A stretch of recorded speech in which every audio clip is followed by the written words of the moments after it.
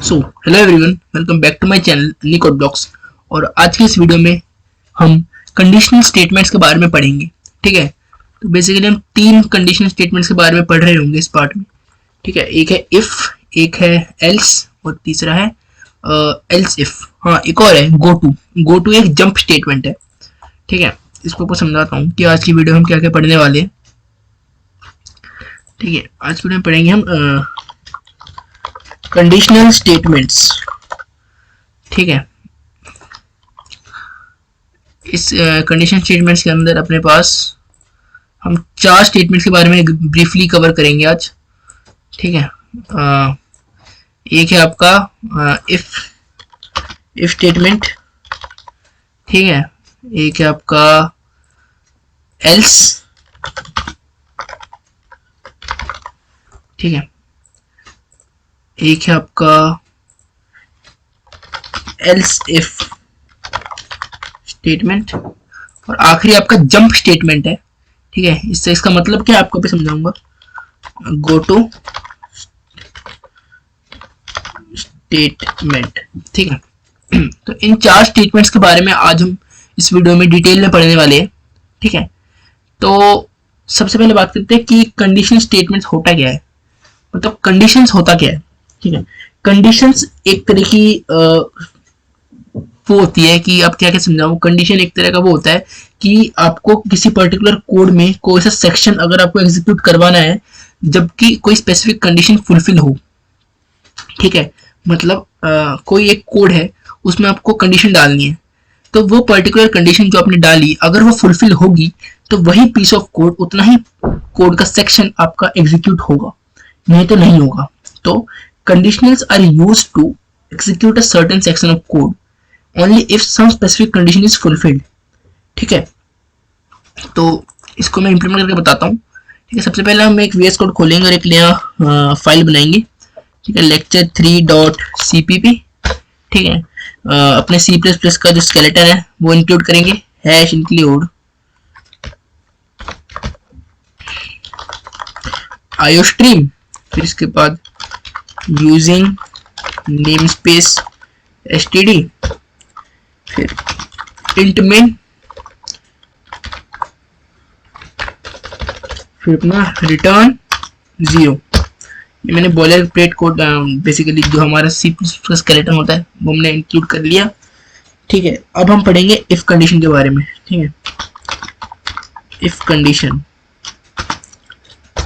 ठीक है, तो मान लो मैंने एक इंटीजर वेरिएबल बनाया जिसको मैंने 5 दे दिया।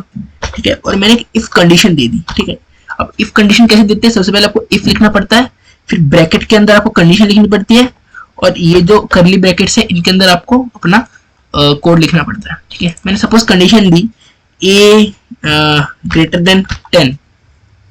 ठीक है, ये मैंने कंडीशन डाल दी कि a की वैल्यू अगर 10 से बड़ी है तभी तो ही ये वाला जो इफ स्टेटमेंट है, जो ये इफ का ब्लॉक है, तभी एग्जीक्यूट करो जब मेरा जो ये गिवन कंडीशन है वो फुलफिल होता है। ठीक है, तो यहाँ पे मैं कुछ भी कर सकता हूँ, जैसे सी आउट कंडीशन सेटिस्फाइड। ठीक है, मैंने ये डाल दी। ठीक है, तो मतलब मैंने a की वैल्यू 5 डिक्लेयर करी, उसके बाद मैंने कंडीशन डाली कि अगर a की वैल्यू मेरी 10 से ग्रेटर है तो ही ये वाला जो 7th लाइन है तभी ये वाली लाइन एग्जीक्यूट होगी, नहीं तो हमारा इफ वाला जो ब्लॉक है वो नहीं चलेगा। ठीक है, तो अगर इसको मैं रन करना चाहूँ तो आप देख सकते हैं कि अभी कोई कंडीशन सेटिस्फाई तो हुई नहीं है, क्योंकि हमारी a की वैल्यू 5 है और हमने यहाँ पे क्या कंडीशन डाल रखी है कि a ग्रेटर देन 10। क्या 5 10 से ग्रेटर है? नहीं है, तो ये वाला ये जो इफ का स्टेटमेंट है वो नहीं चलेगा। ठीक है, यही अगर मैं a की जगह 20 कर देता हूँ। ठीक है, अब क्या है, 20 ग्रेटर देन 10 कंडीशन सेटिस्फाई हो रही है, तो हमारा जो इफ का कंडीशन है वो चलेगा, तो हमारा जो ये पर्टिकुलर लाइन है, लाइन नंबर 7 भी एग्जीक्यूट होगा और हमारा कंडीशन सेटिस्फाई नाम से हमारा आउटपुट आ जाएगा। ठीक है, तो इस तरह से आपको जो इफ स्टेटमेंट है ये आपकी किसी भी कंडीशन को चेक करता है, और अगर वो कंडीशन सेटिस्फाई हो रही है तभी वो आगे अंदर जाके उसको प्रिंट करता है या फिर उसको एग्जीक्यूट करता है। ठीक है, तो ये आपका इफ कंडीशन। ठीक है, अगर हम एल्स की बात करें तो एल्स क्या करेगा, अगर मैंने यहाँ पे डाल दिया एल्स लिख के और यहाँ पे डाल दिया सी आउट कंडीशन नॉट सेटिस्फाइड। ठीक है, मतलब अगर आपका इफ वाला कंडीशन नहीं चला तो एल्स चल जाएगा। ठीक है, एल्स क्या है, अगर अगर जहां जहां पर इफ लगाते हैं वहां पे आपको एल्स देना पड़ेगा, एल्स इफ का ही पार्ट है। ठीक है, अगर आपका इफ वाला कंडीशन नहीं चला तो एल्स चलेगा ही चलेगा। ठीक है, तो a इज इक्वल टू 20, तो 20 ग्रेटर देन 10 है, इफ वाला कंडीशन चल गया तो इसलिए लाइन नंबर 7 एग्जीक्यूट होएगा और हमारा कोड यहीं पे खत्म, वो एल्स वाले कंडीशन को इग्नोर कर देगा।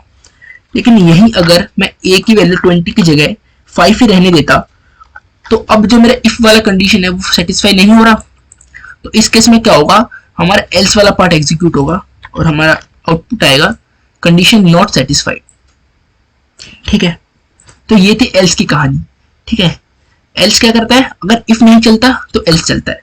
इसको हम एक और एग्जांपल के थ्रू समझते हैं। मान लो मैं कोड बना रहा हूँ जो कि वेरीफाई करता हो कि आप वोटिंग के लिए एलिजिबल है या नहीं है।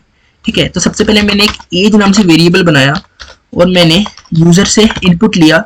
सबसे पहले तो मैं डिस्प्ले कराऊंगा एंटर एज। ठीक है, और सी इन एज को मैंने एंटर ले ली, इनपुट ले लिया। फिर मैं कंडीशन चेक करूंगा, अगर जो मेरा एज है वो ग्रेटर देन इक्वल टू 18 है तो क्या करो, सी आउट एलिजिबल फॉर वोटिंग। ठीक है, अब अगर मैंने एज 18 डाली होगी या 18 से ग्रेटर डाली होगी तो मेरा इफ वाला कंडीशन चलेगा और मेरा एलिजिबल फॉर वोटिंग डिस्प्ले होके आ जाएगा। लेकिन अगर यही मैंने 18 से लेस डाली तो क्या होगा, तो मेरा एल्स वाला पार्ट एग्जीक्यूट होगा और यहाँ पे मेरी जो ये वाली स्टेटमेंट है वो एग्जीक्यूट होगी, नॉट एलिजिबल फॉर वोटिंग। ठीक है, तो ये मैसेज डिस्प्ले हो जाएगा मेरे पास। अगर मेरा जो ये लाइन नंबर 7 पे अगर मेरा सेटिस्फाई नहीं हुआ तो मेरा इफ वाला पार्ट नहीं चलेगा, एल्स वाला पार्ट एग्जीक्यूट होगा। तो अगर इसको मैं रन करूं, ये बहुत सिंपल सा कोड है। एंटर एज, यहाँ पे मेरा एज पूछ रहा है लेकिन अगर मैंने यहाँ पे एज 20 डाला तो आएगा एलिजिबल फॉर वोटिंग। ठीक है, जो बिल्कुल सही है क्योंकि हमारा जो लाइन नंबर 7 पे हमारी कंडीशन सेटिस्फाई हो रही है तो इसलिए हमारा इफ वाला ब्लॉक चल रहा है। ठीक है, लेकिन यही अगर मैंने एज अगर 18 से लेस दी होती, मान लो मैंने 10 ईयर्स दे दी एज, तो यहाँ पे लिखा है नॉट एलिजिबल फॉर वोटिंग। ठीक है, जो कि बिल्कुल सही है। 10 साल की उम्र में कोई एलिजिबल नहीं होता वोटिंग के लिए और हमने हमारी कंडीशन भी चल रही है, तो इफ और एल्स स्टेटमेंट हमने समझ ली। ठीक है, अब एक और चीज आती है कि एल्स इफ। ठीक है, एल्स इफ क्या होता है, मान लो हमें 1 से ज्यादा कंडीशन लगानी है। जैसे हमने एक कंडीशन लगाई, अगर वो चला तो ठीक है, नहीं चला तो एल्स वाला पार्ट एग्जीक्यूट कर दो। अगर हमारे पास 2 कंडीशन हो, 3 कंडीशन हो, 4 कंडीशन हो तो क्या करते हैं, तो हम एल्स इफ का इस्तेमाल करते हैं। ठीक है, मान लो एक प्रोग्राम लिखता हूं मैं, इंट नंबर नाम से एक वेरिएबल बना लिया और सी आउट, और मैंने ले लिया एंटर द नंबर। ठीक है, नंबर एंटर करवा लिया और यहाँ पे सीन मैंने नंबर में इसको इनपुट ले लिया। ठीक है, अबे यार नंबर। ठीक है, मैंने क्या किया, नंबर नाम से वेरिएबल बनाया और इसको इनपुट ले लिया इधर से। अब मैं एक प्रोग्राम बना रहा हूँ जो कि डिस्प्ले करेगा कि नंबर पॉजिटिव है, नेगेटिव है या फिर 0 है। तो यहाँ पे 3 कंडीशन आ गई। मैंने जो नंबर डाला, एक मैं कंडीशन डालूंगा कि वो ग्रेटर देन 0 होगी तो इफ वाला पार्ट चलेगा। एक और कंडीशन डालूंगा कि अगर वो लेस देन 0 होगा, मतलब नेगेटिव होगा, तो उसके लिए एक अलग कंडीशन भी डालूंगा। ठीक है, तो मैंने इफ कंडीशन डाला और यहाँ पे लिखा जो मेरा नंबर है वो अगर 0 से ग्रेटर आया तो सी आउट कर दो पॉजिटिव नंबर। ठीक है, पॉजिटिव नंबर।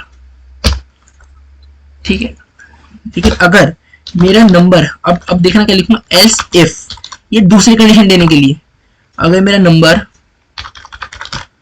लेस देन 0 हो जाता है तो मेरा ये वाला जो लाइन नंबर 11 है वो एग्जीक्यूट कर दो, नेगेटिव नंबर। ठीक है, और अगर इन दोनों में से कोई भी कंडीशन सेटिस्फाई नहीं हुई तो एल्स चलेगा। एल्स मतलब लास्ट में चलेगा ही चलेगा अगर कोई कंडीशन सेटिस्फाई नहीं हुई तो। ठीक है, सी आउट करो नंबर एंटर्ड इज 0। ठीक है, फिर 3 कंडीशन दे दी मैंने और तीनों को चला लिया। अगर नंबर मेरा 0 से बड़ा है तो इफ वाला पार्ट चलेगा, ये दोनों मेरे इग्नोर हो जाएंगे। लेकिन अगर इफ वाला पार्ट नहीं चला, अगर मेरा ये वाला कंडीशन चल गया तो एल्स इफ वाला पार्ट चलेगा, एल्स वाला और इफ वाला दोनों सॉरी वो हो जाएंगे, इग्नोर हो जाएंगे। लेकिन अगर मेरे इन दोनों में से कोई सा भी कंडीशन नहीं चला तो मेरा एल्स वाला पार्ट चलेगा ही चलेगा लास्ट में। ठीक है, इसको मैं रन करूं तो देखो यहाँ पे पूछ रहा है एंटर नंबर। मैंने मान लो नंबर डाला 10, 10 0 से बड़ा होता है, हाँ जी होता है, तो मेरा इफ वाला स्टेटमेंट चलेगा, लिखाएगा पॉजिटिव नंबर। उसके बाद मेरा एल्स इफ भी नहीं चलेगा, मेरा एल्स तो चलेगा ही नहीं। ठीक है, चलो दूसरा केस लेते हैं। मान लो मैंने नंबर डाला -20, ठीक है, अभी क्या है लेस देन 0, मतलब एल्स इफ वाला कंडीशन चलेगा। ठीक है, तो नेगेटिव नंबर लिखाएगा, मेरा इफ वाला कंडीशन और एल्स वाला कंडीशन दोनों इग्नोर हो जाएंगे। ठीक है, लेकिन अगर मैंने ना नेगेटिव डाला ना पॉजिटिव डाला, बचता क्या है 0 बचता है। 0 डाल दिया तो मेरा इफ वाला कंडीशन भी नहीं चलेगा, मेरा एल्स इफ भी नहीं चलेगा और मेरा एल्स भी नहीं चलेगा, सॉरी एल्स चलेगा, तभी लिखा रहा है नंबर एंटर्ड इज 0। ठीक है, तो इस तरह से इफ, एल्स इफ और एल्स काम करते हैं। तो अब आप सोच रहे होंगे अगर मल्टीपल कंडीशन देनी ही थी तो एल्स इफ क्यों यूज करा, सिंपल इफ भी तो यूज कर सकते थे। तो आप क्या करोगे, आप यहाँ पे एल्स को हटा के यहाँ पे इफ कर दोगे। ठीक है, अब आप अगर इसको रन करने की कोशिश करोगे तो एंटर नंबर, मान लो मैंने यहाँ पे डाला 20 जो कि 0 से बड़ा है, तो लिखा आएगा पॉजिटिव नंबर और नंबर एंटर्ड इज 0। तो ये आउटपुट आई, क्योंकि जैसे ही हमने डाला नंबर 20 तो ये वाली कंडीशन तो सेटिस्फाई होगी, तो पॉजिटिव नंबर लिखा आ गया। लेकिन इसके बाद मेरा दोबारा इफ कंडीशन आ गया, तो जब भी इफ कंडीशन आता है तो वो हमेशा चेक होता है, कभी इग्नोर नहीं होता। ठीक है, तो जैसे इफ कंडीशन आया तो यहाँ पे number less than 0, 20 less than 0 नहीं, तो ये वाला पार्ट एग्जीक्यूट नहीं हुआ। लेकिन एल्स क्या होता है, इफ का काउंटर पार्ट होता है, तो अगर इफ चेक होता है तो एल्स भी चेक होगा साथ में, तो इसलिए इसके साथ एल्स भी चेक हो गया। तो एल्स चेक होते ही नंबर एंटर्ड इज 0, तो नंबर एंटर्ड इज 0 भी आ गया और पॉजिटिव नंबर भी आ गया। तो ये दिक्कत आएगी अगर हम इफ मल्टीपल कंडीशन देने के लिए 2 बार इफ लगाएंगे। एक और चीज आपको समझाता हूँ, डिफरेंस। ठीक है, सपोज मैंने int number is equal to 10 ले लिया। ठीक है, अब मैंने डाला इफ नंबर इक्वल टू 10, तो सी आउट हेलो। ठीक है, और मैंने एक और कंडीशन डाली, else if number greater than 0, तो सी आउट हाई। और एल्स कंडीशन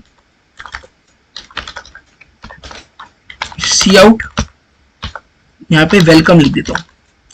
ठीक है, मैंने ये कुछ लिखा यहाँ पे कि मैंने नंबर दे दिया 10 के बराबर, मैंने पहली कंडीशन डाली अगर नंबर 10 के बराबर है तो ये चलाओ।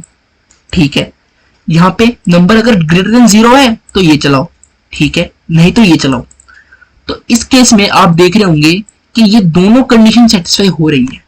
लेकिन इफ हमने लगाया, मतलब अगर ये कंडीशन एक बार चला तो ये इन पे नहीं जाएगा।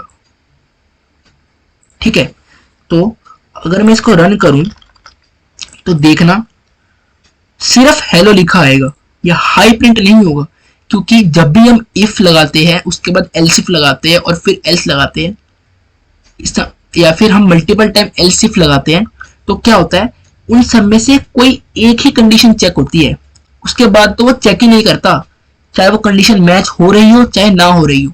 जैसे इस केस में सबसे पहले इसने चेक किया नंबर इक्वल टू 10, हमने नंबर 10 के बराबर दिया, पहली कंडीशन सेटिस्फाई होगी तो इफ वाला केस चल गया। उसके बाद चाहे ये चले चाहे ना चले इसको कुछ फर्क नहीं पड़ता, ये चेक नहीं करेगा। लेकिन अगर आप मल्टीपल इंस्ट्रक्शन देने के लिए अगर आप 2 बार इफ लगा देते हैं, जैसे मैंने इसमें भी इफ कर दिया, तो अब क्या होगा, ये दोनों बार चेक करेगा, हेलो भी लिखा गया, हाई भी लिखा गया। इसको मैं नेक्स्ट लाइन में करता हूं, 1 मिनट।